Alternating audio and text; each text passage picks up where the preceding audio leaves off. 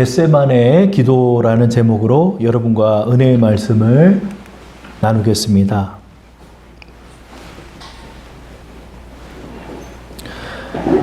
예수님의 겟세마네의 기도는 우리 고난주간 그 마지막 밤에 있었던 시간입니다.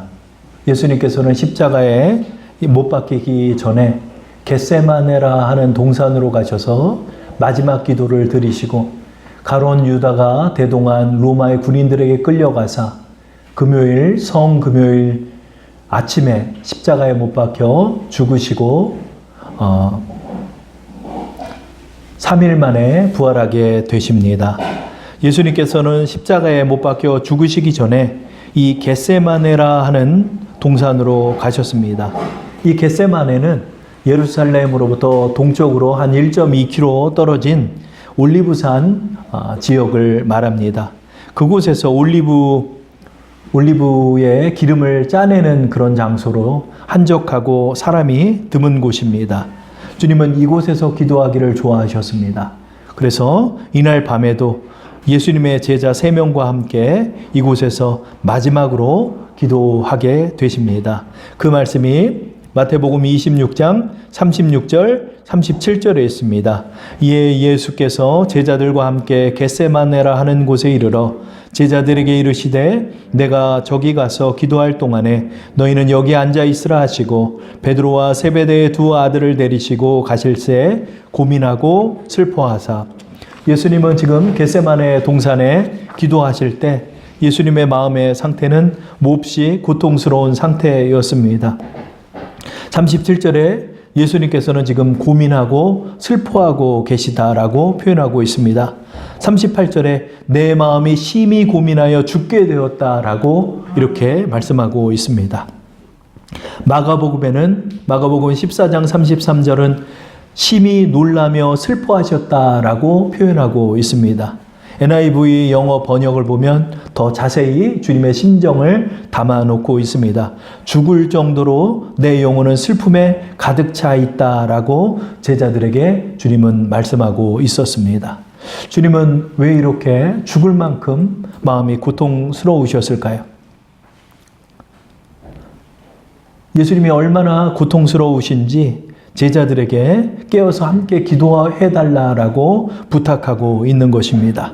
이 부탁은 예수님의 인간적인 부탁입니다. 고통을 당할 때 그 옆에 함께 지인들이 있어 주는 것만으로도 우리는 위로를 받고 있는 것입니다.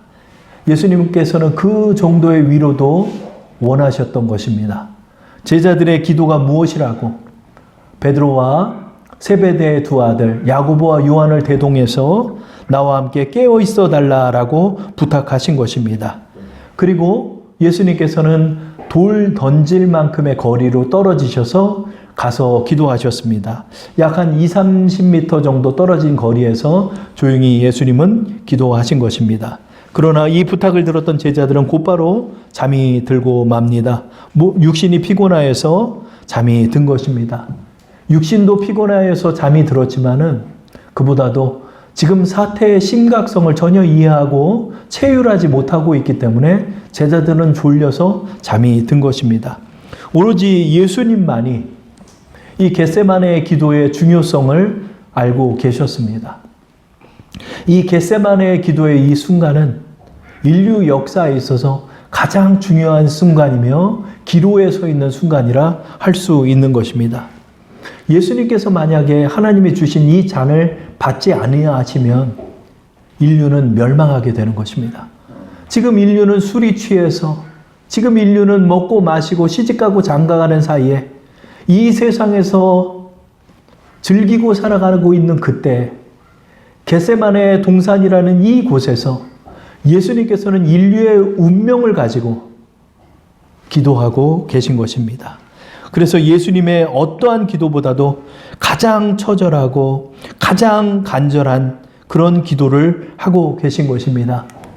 26장 39절에 예수님의 기도의 말씀이 나옵니다. 우리 39절의 말씀으로 화면을 보시고 또 주보를 보시고 성경을 보시고 합독해 보겠습니다.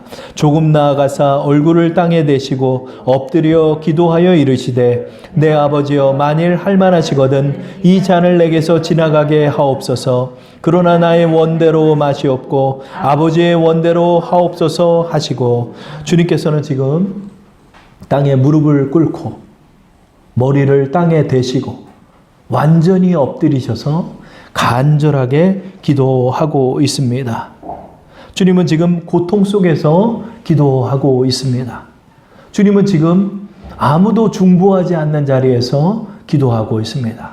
주님은 지금 아무도 위로하는 자 없는 곳에서 홀로 아버지 하나님 앞에 기도하고 있는 것입니다.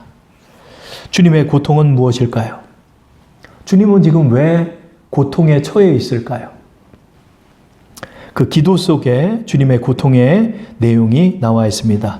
내 아버지여 만일 할만하시거든 이 잔을 내게서 지나가게 하옵소서.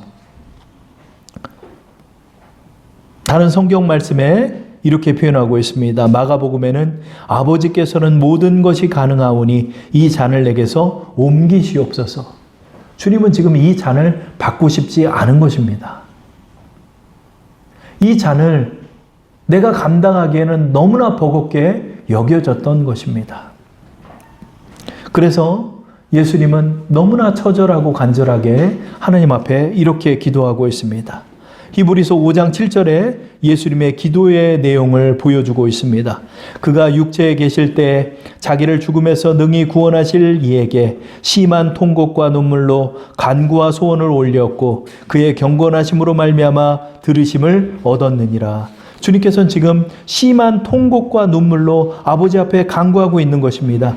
이 잔이 가능하다면 저에게서 지나가게 하옵소서. 이 잔을 받고 싶지 않은 것입니다. 예수님의 지금 고통의 내용은 이 잔을 받아야 하지만 내 마음은 절대로 이 잔을 받고 싶지 않은 것입니다. 이 잔은 어떤 잔입니까? 이 잔의 무게는 도대체 어떤 무게일까요? 이 잔의 무게는 지금 인류의 운명을 가로짓고 있는 죄의 짐의 잔이 되는 것입니다. 그 죄의 짐을 홀로 져야 하는 잔이 되는 것입니다. 그러니까 그 잔이 얼마나 그에게 무거웠을까요? 한 사람의 죄도 아니고 지금 있는 사람의 죄도 아니고 과거에 있었던 것과 현재 있는 자들과 앞으로 올 자들의 모든 죄를 예수 그리스도께서 홀로 져야 하는 이 고통의 무게였던 것입니다. 인류 전체가 받아야 하는 죄의 형벌을 예수가 지금 받고자 하는 것입니다. 이 잔은 십자가의 죽음을 말합니다. 십자가의 죽음은 육체적으로는 십자가에 못 박혀 고통 속에서 죽어야 하는 육체적 죽음입니다. 영적으로는 어떤 고통일까요? 하나님으로부터 저주를 받은 죄인이 되어 하나님과 끊어져야 하는 고통입니다. 저주를 받고 고통을 받고 영적으로 버림받는 존재가 돼야 하는 것입니다. 우리는 한 주를 살면서 믿음을 떠날 때가 있습니다. 우리는 한 주를 살면서 성령을 소멸할 때가 있습니다. 성령이 소멸되면 곧바로 염려와 근심이 몰려오고 염려와 근심이 몰려오면 죄의 짐이 우리의 마음속에 몰려와 지옥 같은 일주일을 보내기도 하는 것입니다. 그러나 예수님은 단 한 번도 성령이 소멸된 적이 없습니다. 예수님께서는 단 한 번도 하나님과 떨어진 적이 없습니다. 언제나 하나님과 동행하셨고 성령과 동행하셨고 성령의 능력으로 사역하셨습니다. 그러나 예수님이 십자가에 못 박혀야 하는 이 순간은 예수님이 죄인이 돼야 하는 것입니다. 죄인인 척 퍼포먼스를 하는 게 아니라 죄인이 돼야 하는 것입니다. 죄인으로서 받을 그 형벌을 잠깐 받는 신용을 하는 게 아니라 그 형벌을 다 받는 것입니다. 예수님의 십자가의 죽음은 여러분 잠시 십자가의 그 피를 흘리는 고통이 아니라 영적으로 인류 전체가 받아야 하는 죄의 고통을 이 순간에 오롯이 홀로 받아야 하는 고통이 되는 것입니다. 감히 이것을 여러분 상상할 수 있겠습니까? 우리는 상상할 수 없습니다. 저는 십자가의 고통이 단지 6시간 동안 십자가에 못 박혀서 피를 흘리고 탈진하고 결국 과다출혈로 죽게 되는 그 죽음인 줄만 알았습니다. 그러나 예수님의 십자가의 형벌은 그 6시간 동안 온 인류가 감당해야 하는 그 지옥을 예수님에게 부과한 것입니다. 형벌이라는 것은 퍼포먼스가 없습니다. 형벌은 오롯이 받아야 하는 것이 형벌입니다. 예수님이 이걸 다 아셨기 때문에 더 고통스러웠던 것입니다. 고린도후서 5장 21절에 예수님의 고통을 표현합니다. 하나님이 죄를 알지도 못하신 이를 우리를 대신하여 죄로 삼으신 것은 우리로 하여금 그 안에서 하나님의 의가 되게 하려 하심이라. 아멘. 예수님께서 받는 고통은 죄도 알지 못하는 자가 죄인이 돼야 하는 고통이었습니다. 그래서 그 고통을 육신으로 영적으로 받아야 하는 그 마음의 짐이 되는 것입니다. 뿐만 아니라 예수님께서는 영적으로 죄인들이 곧바로 받게 되는 고통이 있습니다. 그것은 두려움이고 그것은 영적으로 하나님과 떨어진 미아가 되는 고통이며 성령이 소멸되어 지옥과 같은 마음을 경험하게 되는 것입니다. 하나님을 버려본 자들은 압니다. 하나님을 버리고 믿음에서 떠난 자들은 그 마음이 곧바로 지옥이 됩니다. 아담과 하와가 하나님과 동행하다 선악을 알게 하는 그 열매를 먹자마자 두려움이 임하고 하나님을 떠나게 되고 하나님을 피하게 되는 그 지옥을 그들은 그때서부터 경험한 것입니다. 우리 주님은 어떤 고통을 받는 것입니까? 영적으로는 하나님 앞에 저주를 받는 고통을 감내해야 했던 것입니다. 갈라디아서 3장 13절에 그리스도께서 우리를 위하여 저주를 받은 바 되사 율법의 저주에서 우리를 속량하셨으니 기록된 바 나무에 달린 자마다 저주 아래 있는 자라 하였음이라. 아멘. 예수님은 지금 십자가에서 저주를 받은 자가 됩니다. 여러분, 이 저주란 말이 웃깁니까? 저주란 말이 아무것도 아닌 것처럼 여겨집니까? 하나님 앞에서 저주를 받아야 하는 것입니다. 하나님 앞에서 죄인이 되어야 하는 것입니다. 하나님의 분노를 홀로 받아야 하는 것입니다. 하나님이 부과하신 그 형벌을 이 십자가의 죽음을 통하여 예수님 홀로 다 지셔야 하는 것입니다. 예수님은 이것을 받아야 하기 때문에 고통스러웠던 것입니다. 예수님의 고통의 몸부림의 절정은 마태복음 27장 46절에 나옵니다. 그는 십자가에서 이 저주를 받아 죽어가고 있으며 하나님 앞에 이렇게 울부짖어 고백합니다.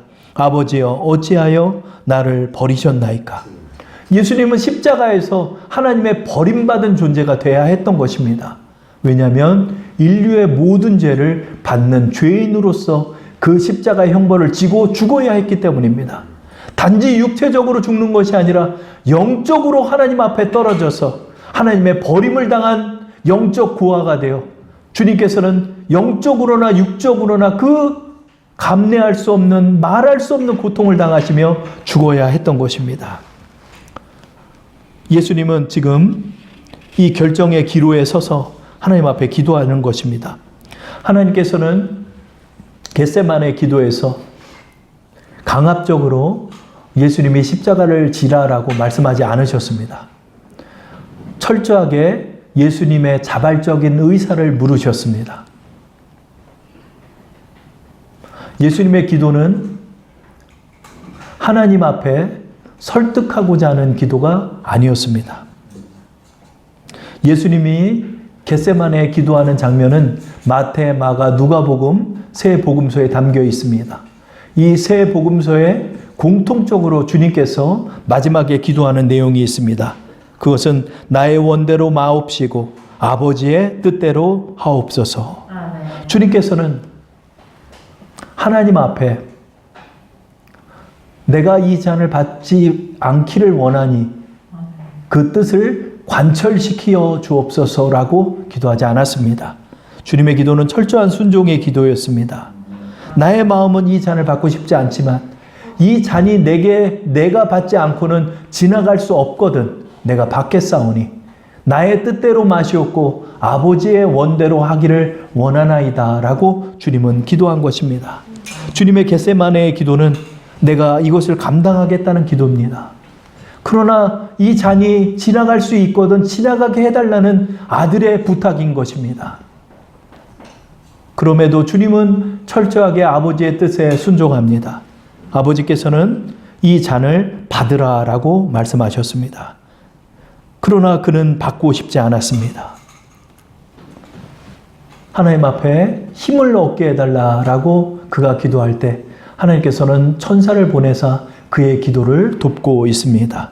누가복음 22장 43절에 말씀합니다. 천사가 하늘로부터 예수께 나타나 힘을 더하더라. 아멘.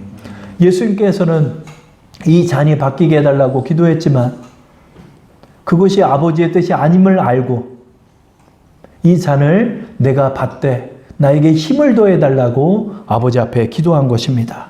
그때 천사가 그를 돕습니다. 그의 도움은 바로 예수님의 결심을 돕는 도움일 것입니다. 예수님께서는 기도합니다. 첫 번째 기도하고, 두 번째 기도하고, 세 번째 하나님 앞에 간절히 기도합니다. 그 마음속에 용기를 얻고, 힘을 얻고, 결심을 얻고, 그는 십자가의 길을 걷게 되는 것입니다. 지금 겟세마네 동산엔 예수님이 홀로 기도하고 계시고 20-30m 떨어진 곳에 베드로와 야고보와 요한은 잠이 들어 있고 예루살렘으로부터 가룟 유다는 로마 군인들을 대동하고 예수님이 겟세마네 동산에서 기도한다는 사실을 알고 예수님을 붙잡으러 맹렬히 달려오고 있습니다. 저는 이 겟세마네 동산의 모습을 보면서 오늘날의 모습과 너무나 흡사하다라는 생각이 듭니다.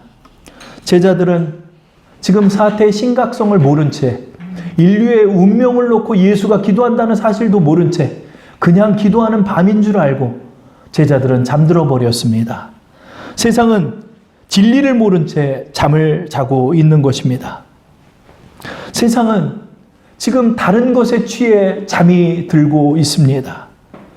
무엇이 중요하고 세상의 운명이 어떤지도 모른 채 그들은 세상에 취해 잠들어 있는 것입니다. 세상의 쾌락에 취해 있고 세상의 스포츠에 취해 있고 세상의 권세에 취해 있고 종교적 다원주의에 취해 있고 세상의 사상과 철학에 취해 있고 민족주의와 애국주의에 취해 있고 세상의 트렌드들에 취해 있어 그들은 잠을 자고 있는 것입니다. 뿐만 아니라 이러한 모든 것들이 가룟 유다가 대동한 로마 군인처럼 예수의 이름을 지워버리려고 예수에게 달겨들고 있는 것입니다. 세상은 잠을 자든가 예수를 대적하든가 그 두 길에 서서 이들은 살아가고 있는 것입니다. 세상은 지금 예수를 신화화하고 있습니다. 예수를 동화처럼 여기고 있습니다. 예수의 이 처절한 기도의 내용도 모른 채 그들은 예수를 그들의 기억 속에서 지워버리고 있는 것입니다. 스포츠에 취해서 예수를 잊어버리고 세상의 쾌락에 취해서 예수를 잊어버리고 종교가 하나다라는 이름으로 예수의 이름을 지워버리려 하고 세상과 철학과 사상 속에서 예수님의 이름과 기독교를 지워버리려 하고 민족주의와 애국주의가 더 급하다는 이름 하에서 예수의 이름을 지워버리고 있는 것입니다. 이런 세상 속에서 오롯이 예수님만이 겟세마네에서 기도하고 있는 것입니다. 예수님께서 마지막 세 번째 기도를 하나님 앞에 드립니다. 그 말씀이 마태복음 26장 44절에서 46절에 담겨 있습니다. 우리 다 함께 합독해 보겠습니다. 또 그들을 두시고 나아가 세 번째 같은 말씀으로 기도하신 후 이에 제자들에게 오사 이르시되 이제는 자고 쉬라. 보라 때가 가까이 왔으니 인자가 죄인의 손에 팔리느니라. 일어나라 함께 가자. 보라 나를 파는 자가 가까이 왔느니라. 아멘. 주님은 결심하셨습니다. 주님은 결정하셨습니다. 성령 안에서 결심하셨습니다. 내가 십자가를 지겠다. 인류의 죄를 대속하겠다. 내가 이 형벌을 홀로 감내하겠다. 그의 심지가 강하여지고 그의 마음이 강하여지고 이 십자가의 길을 따라 우리를 구원하시고자 그 길을 걷게 되신 것입니다. 지금 대한민국은 하루에 300여 명씩 죽고 있습니다.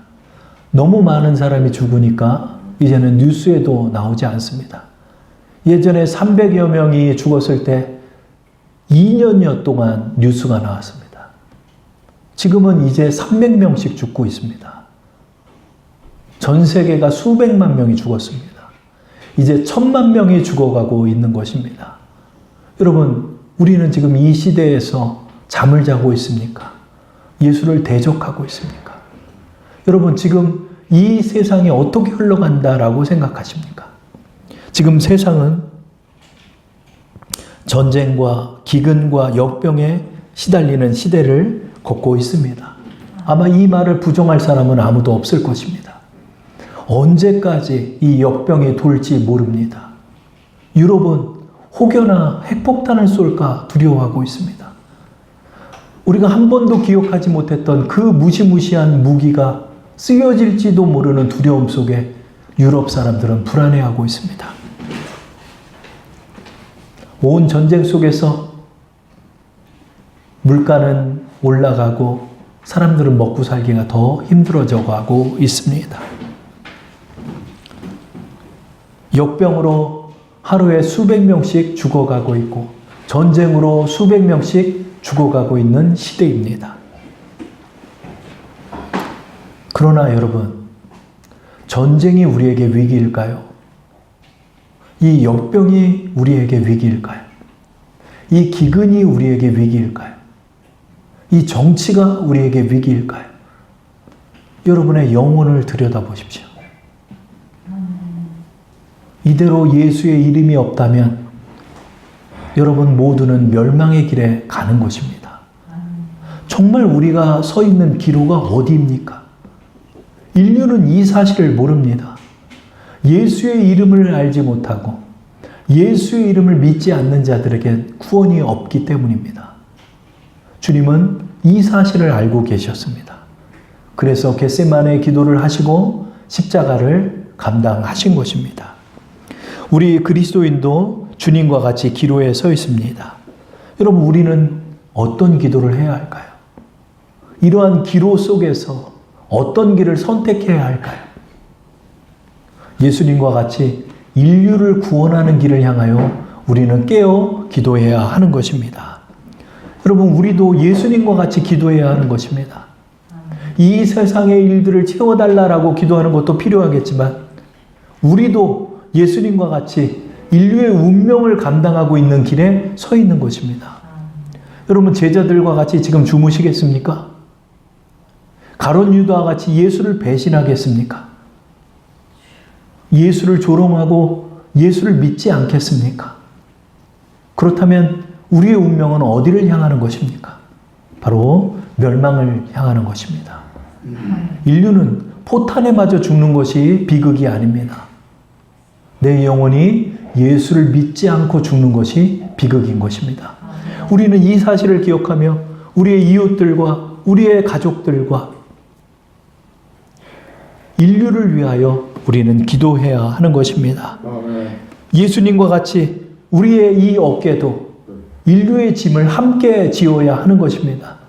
주님께서 여러분에게 맡겨주신 여러분의 오이코스가 있습니다.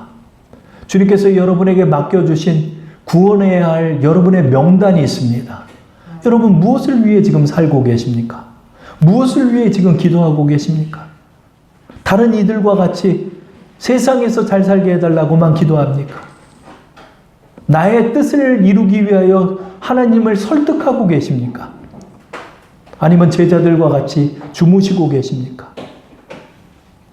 우리가 선자리를 기억하며 예수님께서 우리를 위하여 하셨던 이 겟세마네의 기도와 같이 마땅히 주님과 같이 십자가의 길을 따라 순종하게 해달라고 기도하고 좁은 길을 마다하지 않으며 협착한 길을 마다하지 아니하고 십자가의 길을 따라 순종하는 우리 모두 되게 해달라고 기도하는 겟세마네의 기도를 드리는 우리 주사랑 성도 되기를 축원합니다. 우리 이 시간 함께 기도하겠습니다. 여러분의 마음속에 겟세마네에서 기도하는 우리 주님의 기도 소리가 들리십니까? 여러분의 마음속에 예수의 이름이 있습니까? 우리가 성찬을 참여한 것처럼 예수님의 몸과 예수님의 피가 우리의 마음속에 새겨져 있습니까? 아니면 지금 주무시고 계십니까? 나 자신을 바라보며 우리의 마음에 다시 한번 결심하게 해달라고, 우리의 마음에 기억하게 해달라고 우리 이 시간 함께 주님 앞에 기도 드리겠습니다.